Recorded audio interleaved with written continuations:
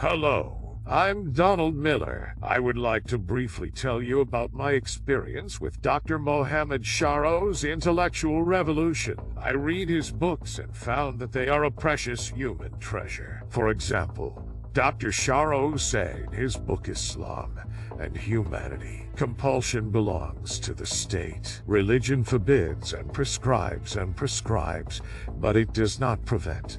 The state prescribes and prevents, but it does not forbid. Religion can be separated from power, but it cannot be separated from society. The source of human values is religion, and they represent moral authority for the state and society. A rise in status comes with an increase in moral responsibility. The power of religion is in its authority over the conscience. The power of the state is in its authority over the laws. The scope of the authority of religion is wider than the scope of the authority of the law. Religion defines the absolutely taboo. The law organizes what is permitted. The absolutely taboo is inclusive and eternal, but the law is provisional and evolving. The authoritative revelation sealed the taboos. The Sunnah of the Prophet pursued the organization of what is permitted. The Sunnah does not have an inclusive, eternal character, and it is not a source of judicial analogies.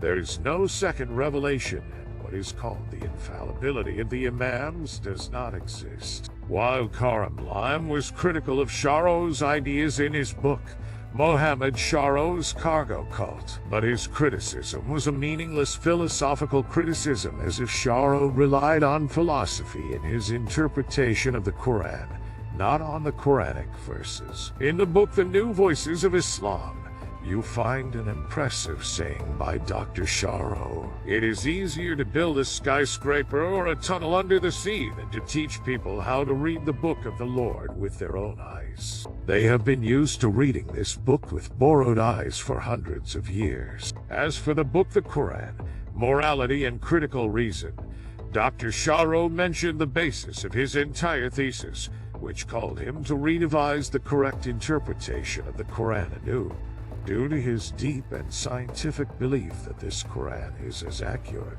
as the accuracy of atomic science. The book expresses its structure, composition, and meaning with utmost precision, a precision comparable to the structural perfection that one finds in nature and that is studied in chemistry, physics, biology, medicine, and mathematics. This is because the Creator, who has created the universe with its smallest atoms and particles, and who has created human beings with their organs, bones, arteries, eyes, ears, and noses, he is the same who also authored the book.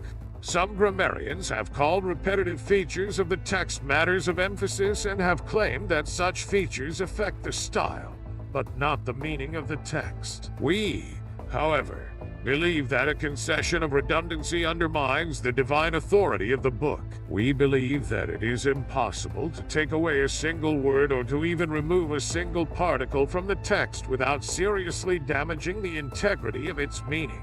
In the same book, he says, "This nation will be damned if in 300 years they are still quoting me as the authority on this." This phrase makes you respect him to the max. Sharo warns those who love him to sanctify his words. Instead of sanctifying him, he wants them to follow his method only to discover more of the secrets of the great Quran, even if this leads to his exegesis being replaced by a better one. For this reason, I searched the videos of those who claim to be studying the Quran today and found Mr. Feras Al-Manir is the only one who applied the principles of interpretation of Sharo with high accuracy and according to the correct academic steps. You feel while reading his interpretation that he is doing his utmost to prevent himself from interfering with his own fantasies in the interpretation. Rather, he lets the sacred text lead him in the direction desired by the text itself. That's why I wanted to say exactly what I say on his channel here. Now we read excerpts from what the website said about Mohammed Sharo. Akri.org said,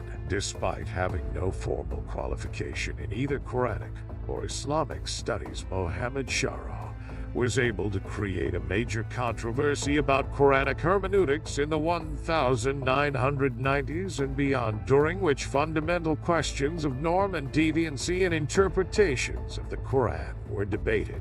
Jellypages.com said, Sharo has become the scholar, the thinker the most controversial in the Islamic world, simply because his thought has rocked vigorously the building rigorous erected by the supporters of fundamentalism, that of the merchants of religion. OxfordIslamicStudies.com said, Shar Mohammed, he is one of the most innovative thinkers in the Arab Muslim world, often labeled the Martin Luther of Islam.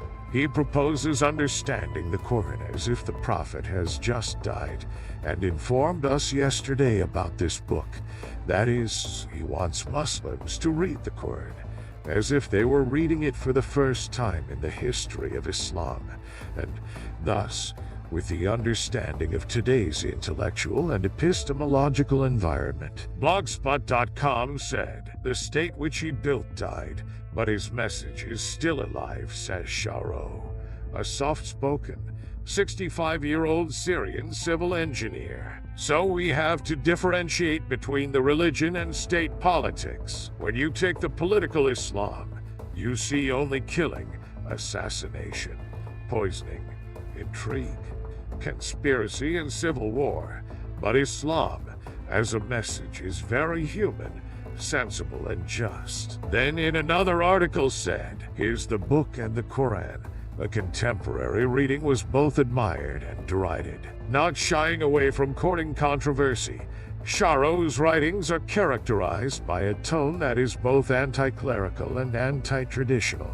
While reaching hundreds of thousands throughout the Muslim world, the book was criticized and dismissed by both the Islamic religious establishment and other Muslim academic scholars of Islam. MuslimInstitute.org said, a rather famous Quranist philosopher, Dr. Mohammed Sharo, said that the Muslim world inherited the dogmatism of Al-Ghazali whilst Europe inherited the rationalism of Ibn Rushd. Fess said.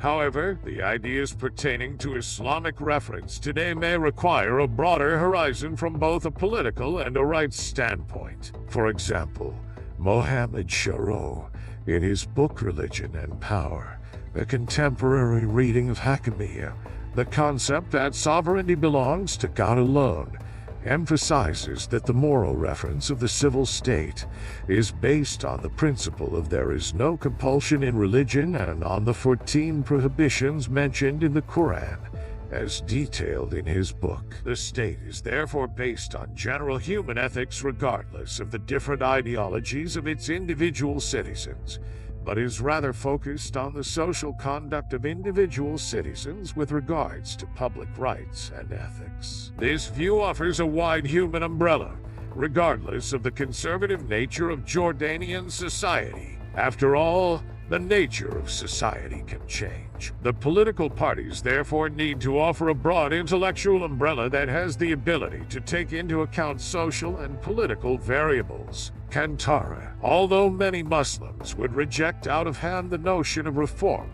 with respect to Islam, as they regard the faith to be fundamentally perfect as it stands and not capable of being improved, let alone reformed.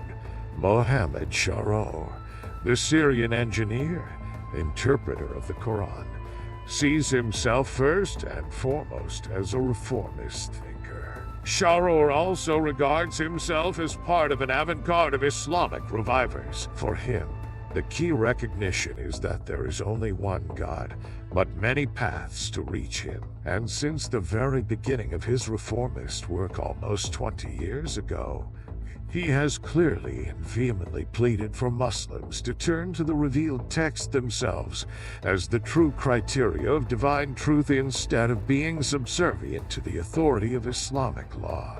Then in another article said, you are in the reformist vanguard, but what are you and other reformers doing?